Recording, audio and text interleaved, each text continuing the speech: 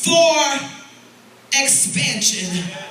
He says to the women of God tonight that compensation comes to your life. He said that he's going to make good everything that the enemy has tried to use to destroy you. He's going to make good everything that the enemy has tried to use to discourage you. He's going to make good. He's going to compensate. He's going to bring recompense to those that have remained faithful when everybody else walked away. He's going to give recompense, compensation to those that stood in the gap when nobody else was willing to. He's going to give recompense, compensation to those that have been humiliated for the cause of Christ, to those that have been persecuted for the cause of Christ, to those who stood for right when everybody else decided to sit down. God says that he's getting ready to expand the people of God. When we look at the word expansion, we see that this word means the action of becoming larger or more extensive. When you expand, that means that you increase in size, you increase in volume, and you increase in quantity. It means to spread out. It means to enlarge. It means to stretch. Somebody say stretch. And we all know that stretching is not an easy or a comfortable thing to do. The purpose of stretching is to prepare, is to get us ready for what's to come, is to get us ready for the exercise. So when we stretch in the physical, that means one's body is spread out as far as possible to extend to full length so that a larger function can be fulfilled. We, the body of Christ, are now in a season where God is stretching us. He's stretching our faith.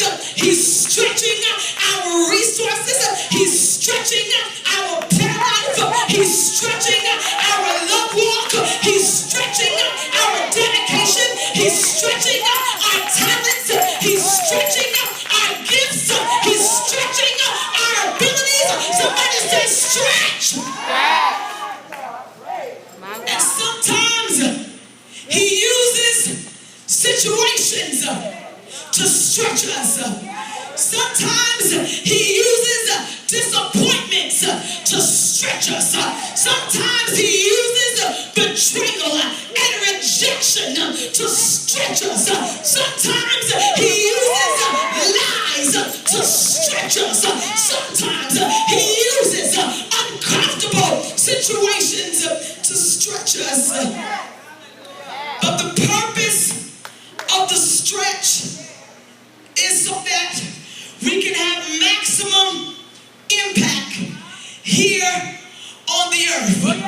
The purpose of the stretching is to bring God glory. And how many of you all know that God has his own way of going about getting glory? God has his own litmus test that he allows believers to go through, to test us, to see if we qualify, to see if we're worthy of the blessing that he wants to give us.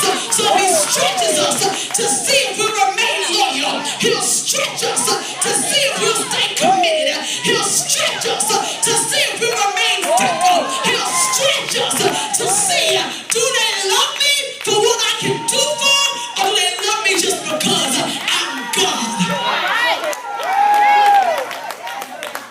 God has his own way of getting us ready.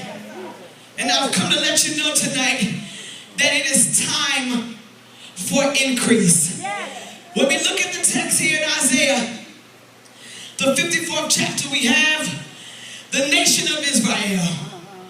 During this time, the nation is regarded as a barren woman. Why is she regarded as such? She's regarded as a barren woman because they did not produce what God had intended for them to produce. You see, when God took the nation of Israel and set her geographically literally right in the middle of the world. The purpose was for Israel to evangelize the entire world. The purpose was for Israel to produce many children. Well, Israel failed to fulfill her assignment. And so because she failed to fulfill her purpose, she became desolate.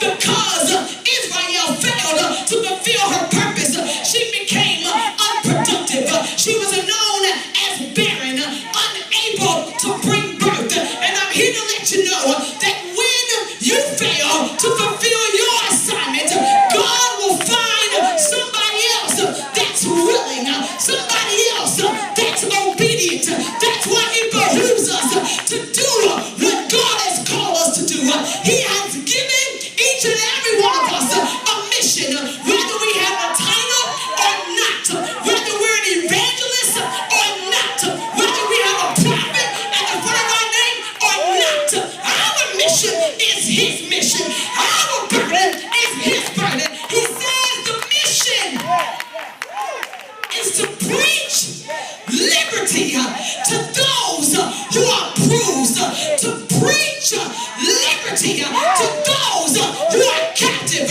to preach sight to, yes, God, to those who are blind, to preach the acceptable year of the Lord. That was their mission, and the mission still stands for us today.